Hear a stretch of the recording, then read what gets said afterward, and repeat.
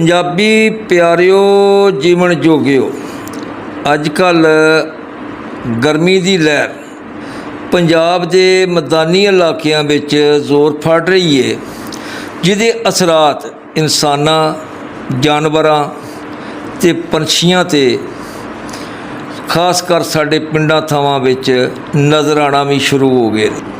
ਅੱਜ ਕੱਲ੍ਹ ਵਿਦੇਸੀ ਮਸ਼ਰੂਬਾਤ ਵੰਨ ਸਵੰਨੇ ਨਾਵਾਂ ਨਾਲ ਬਾਜ਼ਾਰਾਂ 'ਚ ਮਿਲ ਰਹੇ ਨੇ, ਜੋ ਸਿਹਤ ਲਈ ਬਹੁਤ ਹੀ ਨੁਕਸਾਨਦੇਹ ਨੇ।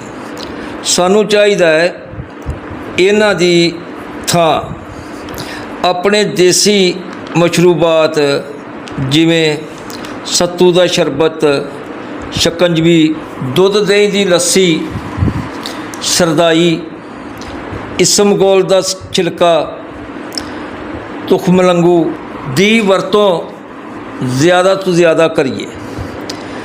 11 ਤੋਂ 4 ਵਜੇ ਤੱਕ ਸਿਰ 'ਤੇ ਸਾਫਾ ਜਾਂ ਪੱਗ ਜ਼ਰੂਰ ਰੱਖੀਏ। ਇਹਦੇ ਨਾਲ ਨਾਲ ਸਾਨੂੰ ਚਾਹੀਦਾ ਹੈ ਪੰਛੀਆਂ ਲਈ ਰੋਜ਼ਾਨਾ ਵਿਹੜੇ ਵਿੱਚ ਅਤੇ ਛੱਤਾਂ 'ਤੇ ਪਾਣੀ ਦਾ ਬੰਦੋਬਸਤ ਕਰੀਏ।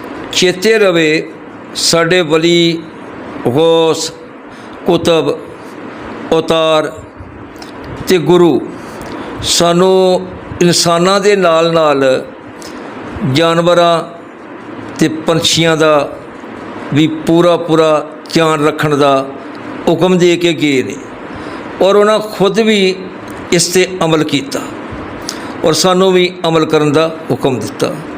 ਜੀਵੇ ਪੰਜਾਬ, ਸਦਾ ਜੀਵੇ।